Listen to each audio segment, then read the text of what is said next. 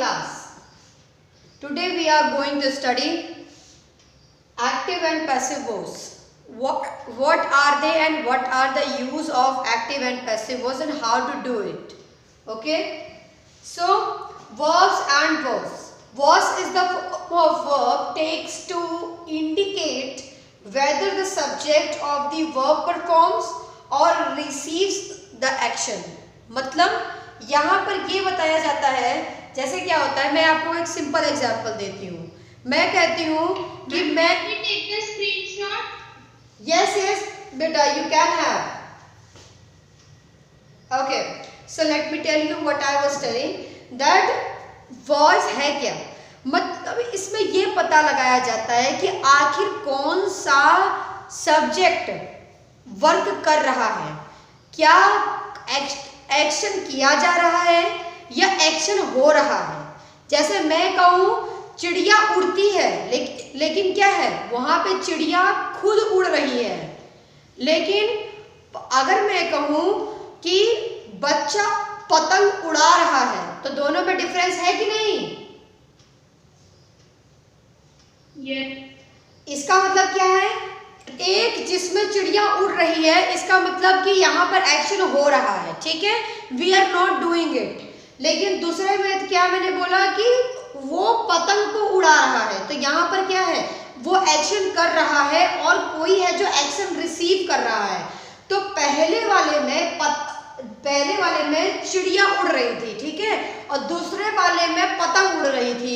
लेकिन पहले वाले में चिड़िया अपने उड़ रही थी और दूसरे वाले में पतंग को उड़ाया जा रहा था. तो दोनों में डिफरेंस, अंतर समझ में आया सबको?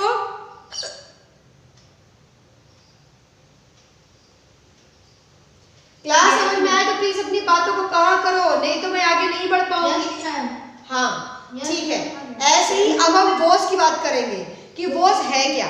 ठीक है, voice is the form of verb, मतलब वर्ब का फॉर्म है टेक्स टू इंडिकेट, जो इंडिकेट करता है whether the subject of verb, मतलब कि जो सब्जेक्ट है, वर्ब का जो सब्जेक्ट है वो परफॉर्म कर रहा है या एक्शन रिसीव कर रहा है. तो यही चीजें हमें वॉइस से पता चलती हैं. अब there are two types of voice, active voice and passive voice. Active voice वो होता है जिसमें सब्जेक्ट जो होता है वो किसी भी एक्शन को क्या करता है, परफॉर्म करता है. और पैसिव वॉइस में क्या होता है, वो एक्शन को रिसीव करता है. क्या करता है, एक्शन रिसीव करता है. Next, active voice. Active voice indicates the subject of the verb is acting. What it indicates, the subject of verb is acting. Like Rohan is flying the kite. So who is flying the kite, class? Boy नहीं, रोहन मैंने बोला. So who is flying the kite? Rohan is flying the kite. So what is the verb in the sentence? Fly. तो fly का subject क्या है, रोहन. तो रोहन क्या कर रहा है, रोहन काम कर रहा है, ना कि वो एक्शन रिसीव कर रहा है. एक्शन कौन रिसीव कर रहा है इस सेंटेंस में, काइट एक्शन रिसीव कर रही है. ठीक है, एक्शन को रिसीव करने वाला कौन है, काइट है. Because the subject does, subject क्या करता है, करता है, डस करता है, और एक्ट्स अपॉन, एक्ट करता है उसके ऊपर. The verb in such sentences and the sentences are said to be in active voice. Active voice वाले सेंटेंस वो होते हैं जिसमें एक्शन में सब्जेक्ट उसको करता है, मतलब कि सब्जेक्ट जिस सेंटेंस में है, सब्जेक्ट जो होता है वो किसी कार्य को, एक्शन को स्वयं करता है, परफॉर्म करता है, उस टाइप के फॉर्म को, उस फॉर्म को हम क्या बोलते हैं, एक्टिव वॉइस बोलते हैं. ठीक है, so the example show that the subject is doing the verbs action, कि जो सब्जेक्ट हैं वो खुद अपना एक्शन कर रहे हैं. क्या लिखा है, the dog jumped on to the boy. Dog ने क्या किया, जंप किया, किसके ऊपर, लड़के के ऊपर जंप किया. ठीक है, तो द डॉग सब्जेक्ट, डॉग क्या है, सब्जेक्ट है. परफॉर्म कौन कर रहा है, डॉग कर रहा है. और परफॉर्मेंस हो किस पर रही है, बॉय पर हो रही है. अगर ये सेंटेंस में बॉय जो कि ऑब्जेक्ट है, क्योंकि रिसीव कर रहा है। अगर हम इसे इस प्रकार लिखते, जैसे मैं इसकी हिंदी बताऊं तो हिंदी ये हुआ कि डॉग बॉय के ऊपर कूद गया। अगर इसको हिंदी में हम दूसरे तरीके से बोले कि बॉय के ऊपर छलांग लगाई गई, किसके द्वारा? डॉग के द्वारा छलांग लगाई गई। तो यहाँ पर क्या होता है, यहाँ पर ये पता चलता कि हम किसके ऊपर फोकस कर रहे थे, हम ऑब्जेक्ट के ऊपर फोकस कर रहे हैं, ना कि डॉग के ऊपर। लेकिन इस सेंटेंस में फोकस कौन है आपका? डॉग है, क्योंकि डॉग ने परफॉर्मेंस किया है। तो ये sentence, the dog is doing the jump, क्योंकि यहाँ पर जंप कौन कर रहा है? डॉग कर रहा है, और सब्जेक्ट को हम फोकस कर रहे हैं। तो ऐसे फॉर्म ऑफ वर्ब को हम क्या बोलते हैं? एक्टिव वॉज बोलते हैं। इतना सबके समझ में आया? आगे वाले को बताओ। Yes. Okay, Christy will give a book report to the class. Christy क्या करेगी? वो बुक देगी। किसको देगी? बुक रिपोर्ट देगी टू द क्लास। क्लास को वो एक बुक रिपोर्ट देगी। क्रिस्टी क्या कर रही है? वो खुद एक्शन गिव है, उसको परफॉर्म कर रही है। ठीक, क्रिस्टी गिव एक्शन जो है उसको वो खुद परफॉर्म कर रही है। तो यहाँ पे सब्जेक्ट क्या है? क्रिस्टी, और ऑब्जेक्ट के वर्ब क्या है? गिव, और ऑब्जेक्ट क्या है? अ बुक रिपोर्ट है, क्योंकि वो क्या कर रहा है? एक्शन रिसीव कर रहा है। Next, the computer at my paper. Computer ने मेरे पास सारे पेपर खा लिए। कंप्यूटर ने क्या किया? कंप्यूटर ने एक्शन परफॉर्म किया है। क्या एक्शन है उसका? ईटिंग उसका परफॉर्मेंस है, और ऑब्जेक्ट क्या है? माय पेपर है। क्यों? क्योंकि किसको खाया गया है? माय पेपर, मेरे पेपर को खाया गया है। तो यहाँ पर एक्शन कौन रिसीव कर रहा है? My paper. तो ये क्या हो गया? ऑब्जेक्ट। क्लास एक्टिव को समझ में आया सबको? Yes, ma'am. Yes, ma'am. Yes, ma'am. अब पैसिव वॉइस समझेंगे। In a passive voice sentence the subject and object flip flop. The object becomes the passive recipient of the action. अब जो इसी सेंटेंस का पैसिव फॉर्म होगा उसमें क्या होगा? उसमें ऑब्जेक्ट की जगह सब्जेक्ट को लिखेंगे और सब्जेक्ट की जगह ऑब्जेक्ट को लिखेंगे। जैसे अभी इससे पहले हमने जो एग्जाम्पल लिया था उस लिखा था the dog jumped on to the boy, है ना, कि लड़का जो डॉग था वो लड़के के ऊपर कूद गया। ठीक है, लेकिन इस बार क्या करते हैं? हम ऑब्जेक्ट को सब्जेक्ट बना देते हैं, सब्जेक्ट को ऑब्जेक्ट बना देते हैं। कैसे बनाते हैं? द बॉय की जगह पे द डॉग को लिख देंगे, डॉग को द बॉय की जगह लिख देंगे, लेकिन उसकी मीनिंग नहीं बदलनी चाहिए। फिर से सुन लो, इस बार बॉय डॉग के ऊपर नहीं कूदेगा, कूदेगा तो डॉग ही। समझ रहे हो ना कि बॉय को डॉग के ऊपर थोड़ी ना कूद जाएगा। तो इसमें जो दूसरा हम पैसिव फॉर्म बनाएंगे उसमें भी डॉग ही बॉय के ऊपर कूदेगा, लेकिन उसे हमारे कहने का तरीका बदल जाएगा। क्या? कि पहले में हमने लिखा है कि डॉग कूद गया, दूसरे में हम क्या लिखेंगे कि बॉय के ऊपर कूदा गया, छलांग लगा दी गई। तो हमने किसके ऊपर फोकस करना है? ऑब्जेक्ट के ऊपर फोकस करना है। ठीक है, the passive was the passive recipient of the action because the subject is being acted upon or is passive. Such sentences are said to be in the passive voice. अब हम इसका example देखेंगे तो आप लोग समझ जाओगे। These examples show the subject being acted upon the verb. अब इन सेंटेंसेस में आप देखोगे कि जो एक्शन परफॉर्म हो रहा है वो किस पर हो रहा है?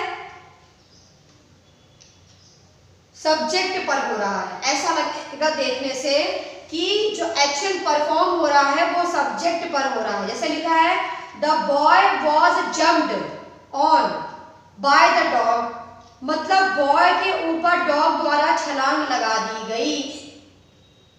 बॉय के ऊपर डॉग द्वारा।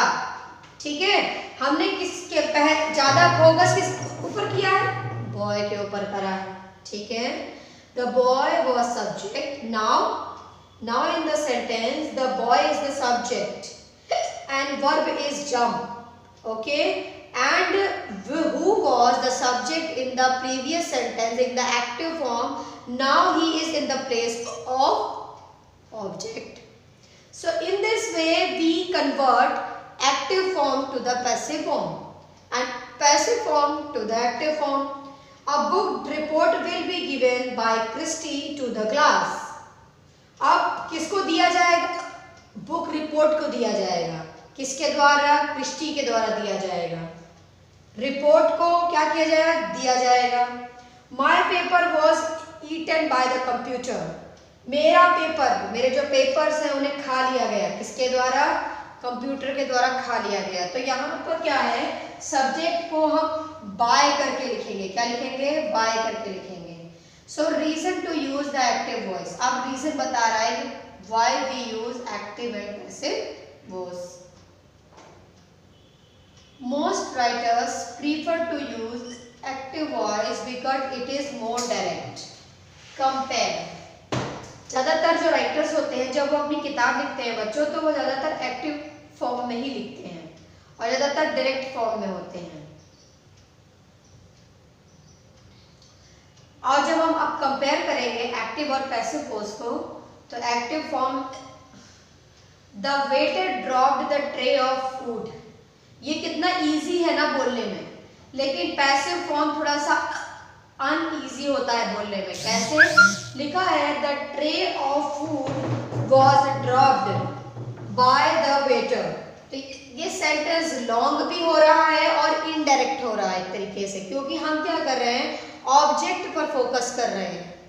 सो we are focusing on the object. So it is not a very good form. It is not good actually. It is not easy to write the sentences in passive voice every time, but sometimes it is very needed, you know. Sometimes it is very needed. जैसे मैं लिखूं कि इस exam कराया जाएगा, superintendent exam कराते हैं, वो ज़्यादा बेटर नहीं लग रहा है। बेटर क्या लग रहा है कि एग्जाम सुपरिटेंडेंट के द्वारा कराया जाएगा। तो यहाँ पर एग्जाम को हमने फोकस किया है, तो हम क्या लिखेंगे? Exam will be organised by the supervisor. तो ये यहाँ पर क्या है? यहाँ पर आपको पैसिव वॉइस की जरूरत पड़ेगी। यहाँ पर आप ये नहीं लिखोगे कि supervisor has organised the exam. ये अच्छा नहीं लग रहा। अच्छा क्या लग रहा है? The exam is organized by the supervisor. तो यहाँ पर क्यों ऐसा हमने करा? क्योंकि कभी कभी ऑब्जेक्ट को फोकस करना हमारे लिए बहुत ज़्यादा इम्पोर्टेंट होता है, ताकि हम सेंटेंस की इम्पोर्टेंस को बता सकें। क्लास इतना समझ में आया? आगे बढ़ूं? Yes, ma'am.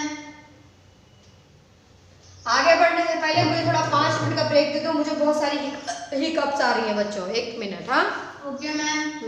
Okay, ma'am.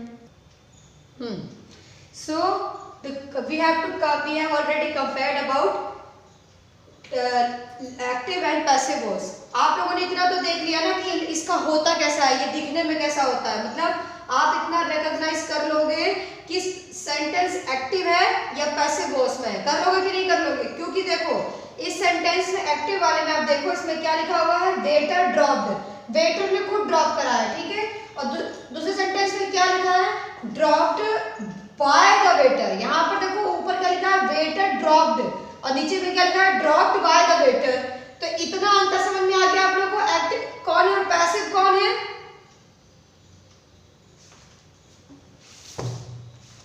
Class समझ में आया है कि नहीं आया है? कुछ बताओगे? नहीं तो मैं कैसे आगे बढ़ूंगी? है ना? समझ आ गया। अच्छा अच्छा, ठीक ठीक ठीक। अब मैं आप लोगों से, let me open the chapter of yours in the book.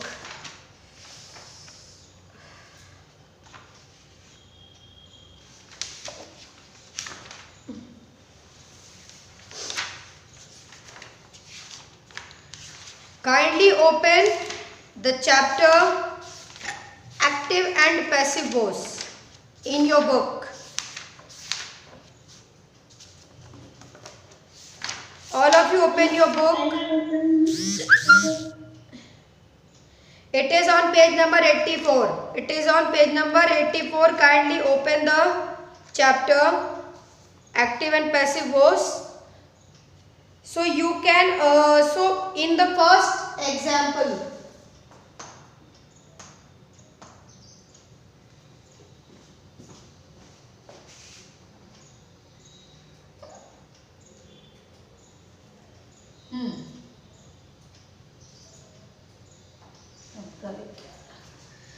in this question, the first A1. So exercise is given in your book. The first I am going to tell you. The exercise is the parcel was delivered by the postman. The sentence is the Ma'am, the screen is not showing. wait. Showing. Ma'am, it is showing. Yes, ma'am. The screen is not visible.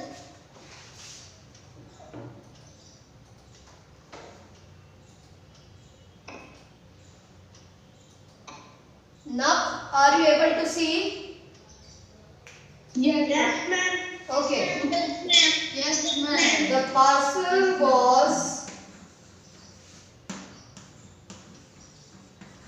delivered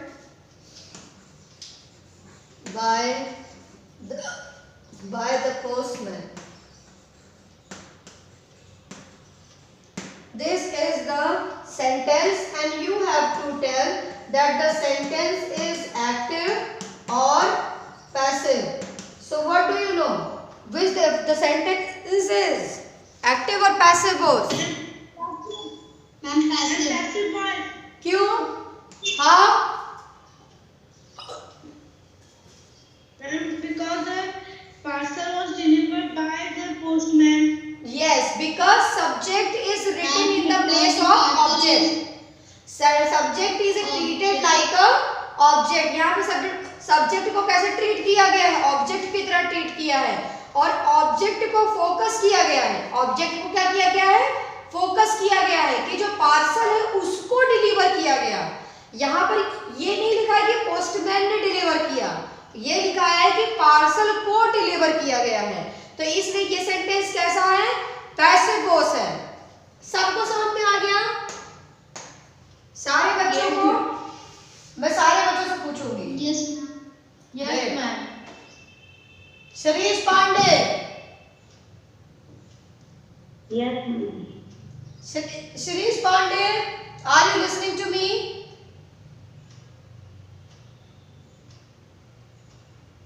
Today is not available again. मैं lab करने में कुछ बोलता नहीं हूँ. हाँ मुझे पता है. परसों मैंने इसके पापा से शिकायत भी करी थी. Next, Ankit Kumar swag, are you able to listen me? Yes, ma'am. Ankit, did you understand why the sentence is passive or active? Yes, ma'am. क्या समझ में आया? बताओ.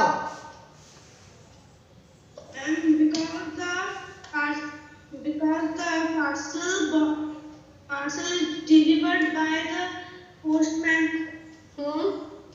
अरे ऐसे थोड़ी बताओगे. कोई तुमसे पूछेगा तुम यही जवाब दोगे?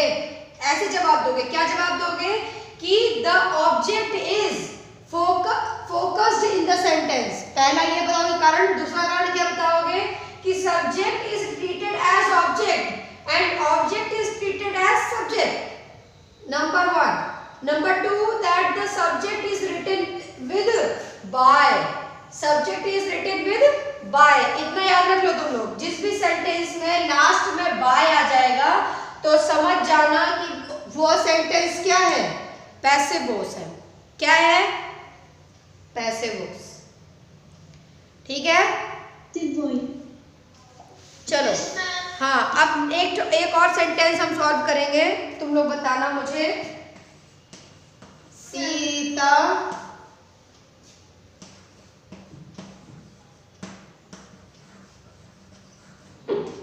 visited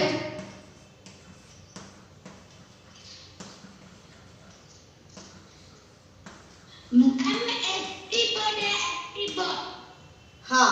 अब इसमें हाँ, अब बताना इसमें एक्टिव है कि पैसिव है. क्या बताया तुमने? एक्टिव है. क्यों एक्टिव है? क्योंकि यहाँ पे सब्जेक्ट and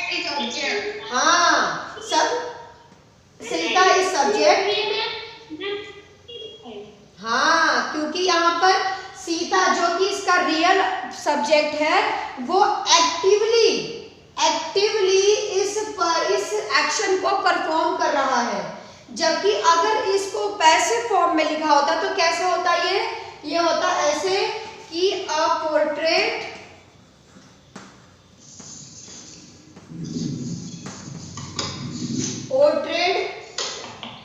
was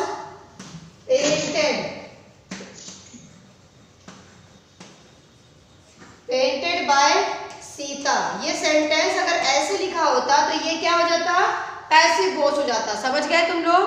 अब हाँ, इतना मैंने बता दिया। अब ऐसे ही आप लोगों को बाकी के जो 3, 4, 5, 6, 7 ये सारे पॉइंट्स स्वयं करने हैं by yourself. It is given in your book on page number 84। Okay, will you do it?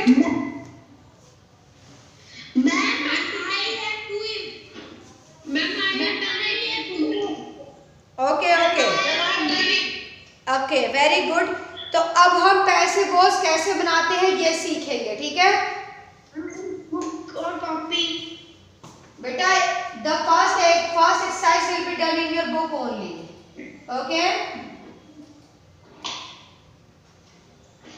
Ma'am, we have to do the exercise in your book. Yes.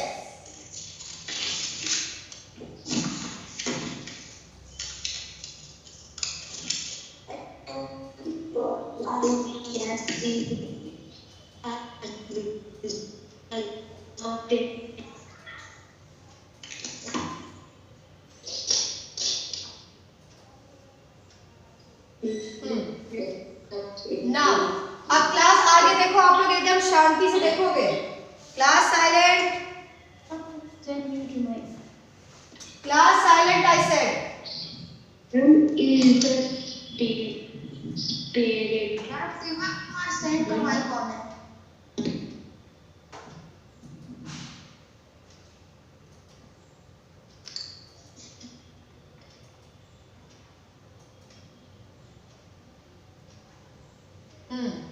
Now listen to me. Class, are you able to see the screen? Ma'am. Yes, ma'am. Okay. Okay, now listen to me. Listen.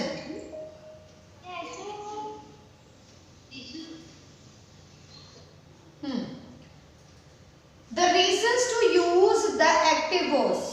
Active voice is less awkward and clearly states relationship between subject and action। तो जो active voice होता है वो less awkward होता है और clearly states, मतलब क्या होता है कि सब्जेक्ट के बारे में डायरेक्टली हम उसमें डिफाइन करते हैं, किसमें? एक्टिव वॉइस में। तो रिलेशनशिप बताते हैं वर्ब और सब्जेक्ट के बीच में, हम डायरेक्टली बता देते हैं कि कौन क्या कर रहा है। लेकिन पैसिव वॉइस में क्या होता है, हम डायरेक्टली नहीं बताते, हम क्या करते हैं उसे थोड़ा सा ऑकवर्ड बना देते हैं कि एक्शन हो रहा है, किसके द्वारा किया जा रहा है ये बताते हैं हम। तो वो एक तरीके से क्लियर मैसेज नहीं होता, क्लियर सेंटेंस नहीं होता। लेकिन एक्टिव वॉइस वाला सेंटेंस क्या होता है, एकदम क्लियर होता है। अब कंपेयर करने जा रहे हैं हम पैसिव और एक्टिव के बीच में। Your request for funding has been denied by the review committee. तुम्हारी मांग, फंडिंग की मांग को रिव्यू कमेटी द्वारा क्या कर दिया गया है, खारिज कर दिया गया है। ये पैसिव वॉइस है। अभी इसका तुम एक्टिव वॉइस सुनो। The review community denied your request for funding. Review committee ने तुम्हारी रिक्वेस्ट, फंडिंग की रिक्वेस्ट को डिनाई कर दिया है। तो यहाँ पर दोनों सेंटेंसेस में आप ज्यादा ऑकवर्ड कौन सा देख रहे हो?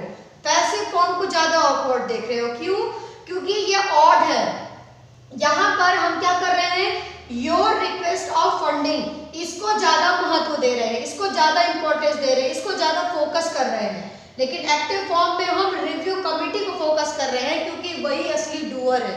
डूअर मतलब काम करने वाला, करता वही है, सब्जेक्ट वही है। लेकिन ऊपर वाले सेंटेंस में हमने क्या किया है, वो ऑब्जेक्ट को हमने सब्जेक्ट की जगह कर दिया है। ठीक है। So the active voice sentence patterns propels the reader forward through your writings, thus avoiding the weak prose। ठीक है। इसको आगे पढ़ने के बजाय हम डायरेक्ट यूज कहाँ यूज करते हैं पैसिव वॉइस, इसके बारे में जानेंगे। In general the passive voice is less direct less forceful and less concise than the active voice. मतलब कहाँ हम लोग इसका बहुत कम यूज करते हैं, मतलब हम जनरल वे में जब हम बातें करते हैं तो हम पैसिव वॉइस का बहुत ही कम यूज करते हैं। इनका यूज हम ज्यादातर कहाँ करते हैं, जब हम नोटिस लिखते हैं, जब हम कोई लेटर लिखते हैं, जब हम कोई स्पीच लिखते हैं, जब हम कोई मतलब कोई ऑफिशियल चीजें हम करते हैं तो वहां पर हम पैसिव वॉइस का ज्यादा यूज करते हैं। But in the general terms we don't use it basically. So use the passive voice in the following situation. So where to use the passive voice? The passive voice is used when you do not know or do not want to reveal the performer or an action. So if you are not wishing to tell the performer of some action, like I say that the homework has done, homework has been done, मतलब homework हो गया है।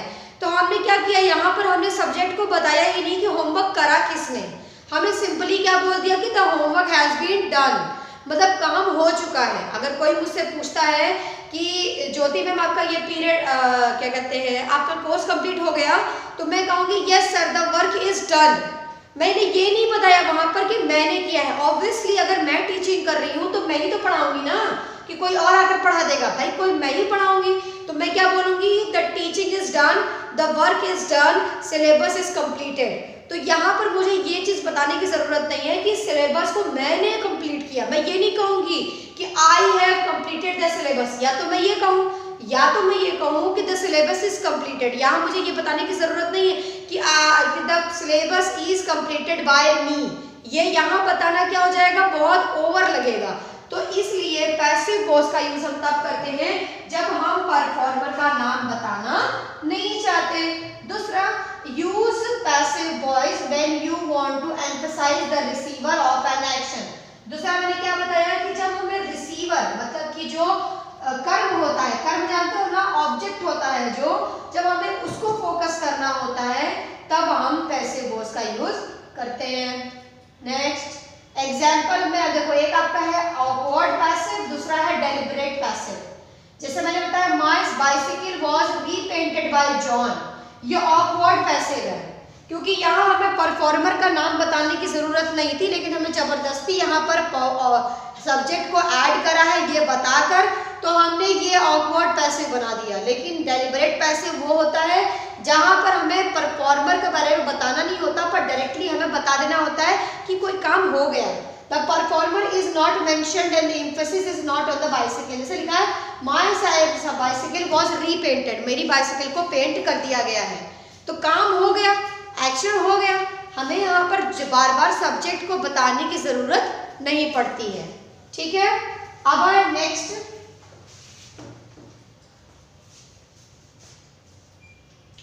Form of passive voice verbs. सबसे पहले कि हमें form कैसे करना है, इसको जानने के लिए हम इस एक्शन को देखेंगे। John baked the bread, okay, the passive voice requires a double verb and will always consist of a form of the verb to be and the past participle usually ed and t form of the another verb.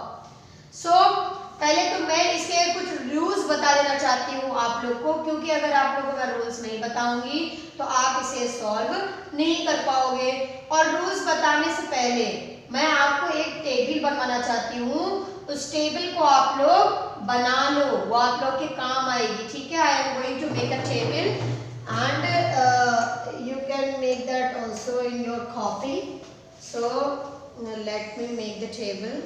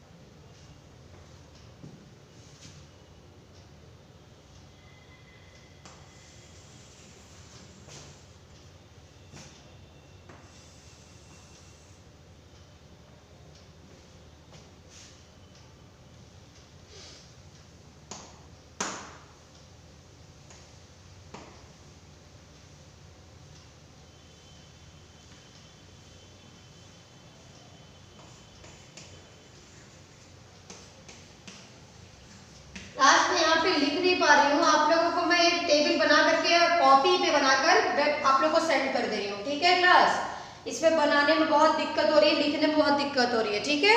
मैं आप लोगों को एक table जो है वो आपके group पे बनाकर सेंड कर दे रही हूँ, ठीक है।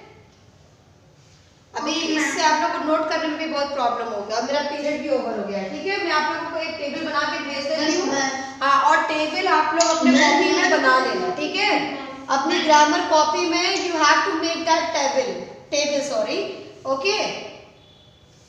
And you have to do the exercise A that is given in page number 84 of your grammar book. Okay, would you like to ask any question? Please ask to me. Ma'am, you can send